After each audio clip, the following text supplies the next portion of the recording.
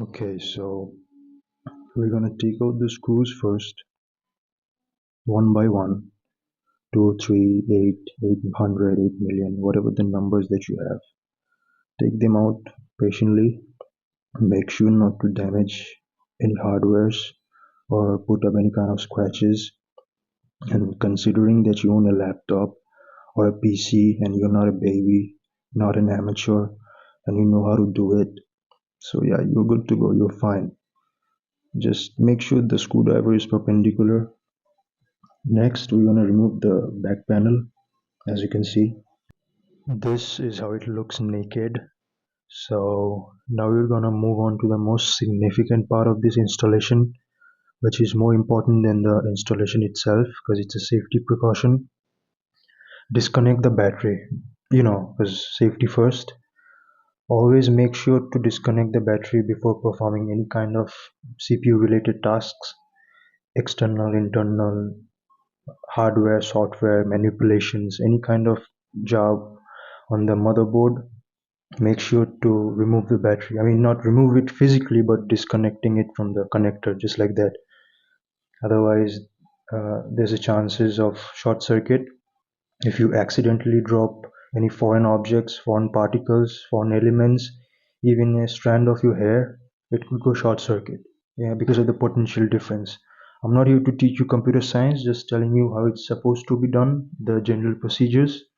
So yeah, anyway, this is your initial Windows SSD, the default one on the right side, and on the left side, just above the battery, we have the extra slot where we're gonna put our new one.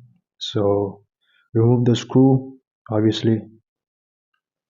These are certainly very delicate parts of our computer, so make sure to be slow and steady. No hurries. Take out the new one, place it in, push it back in place, just like your first time. Be very careful with it. Reinstall the screw, and basically we're done with the installation. Now before we move on to reinstall the back panel and the rest of the screws, do not forget to reconnect the battery, otherwise you'll be complaining why my PC ain't turning on. So we're pretty much done. Now the final sequence is the configuration. So basically your computer has detected a foreign object in its body, but before you can use it, you need to initialize it. And I'm going to teach you how it's done. Open computer management from the settings, or from the start you can search it, or simply right click on my PC and click on manage. Then we click on disk management from the left hand side column. As soon as you click on it, it will show up a new prompt window automatically where it will ask you to initialize the new disk.